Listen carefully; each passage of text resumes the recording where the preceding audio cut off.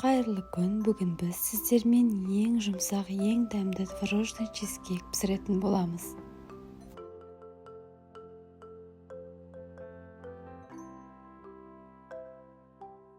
Ең алдымен жұмыртқа және қантымызды венчик немесе миксер арқылы араластырып аламыз.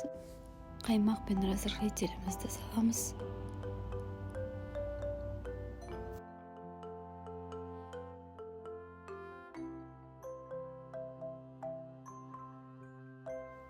Ерітілген маргаринімізді саламыз. 2 стакан ұнымызды қосып, жақсылап араластырамыз. Содан соң жұмсақ қолға жабыспайтын қамыр пайда болғанша аз-аздан ұн қосып, жақсылап илейміз.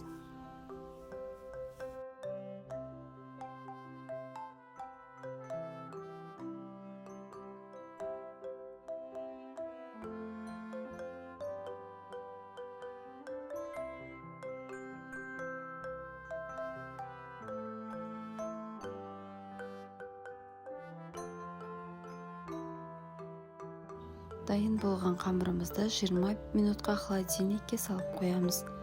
Ал оған дейін біз чизкейктің салмасын дайындаймыз. Барлық ингредиенттерді қосып, блендер немесе миксердің көмегімен бірыңғай массаға келтіріп аламыз. Бұл жерде қаймақ қосылуы міндетті түрде емес, бұл тек салманың дәмін жақсылау үшін.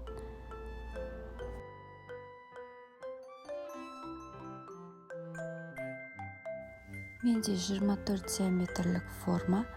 Қамырымызды алып, 2 бөлікке бөліп, үлкенін ең төменгі бөлігіне бірыңғай етіп жайып шығамыз қолмен.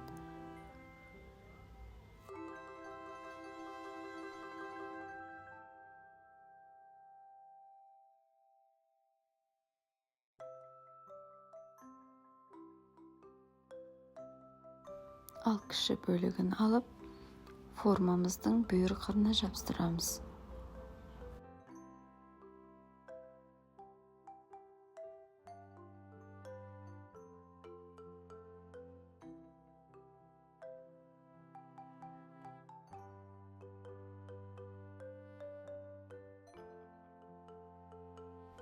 Міне дайын болды. Енді творожный салмамызды салып, бір келге етіп жаямыз.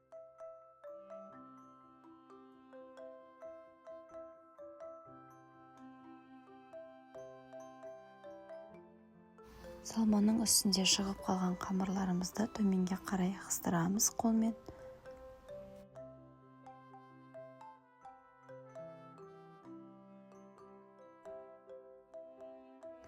Және де кез келген жидектер арқылы безендіреміз.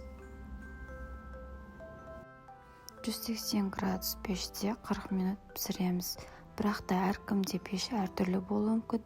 Сондықтан да үсті қызарғанша кейде 35 минутта, кейбіреулерде 45 минутта үстін қызартып пісіріп аламыз.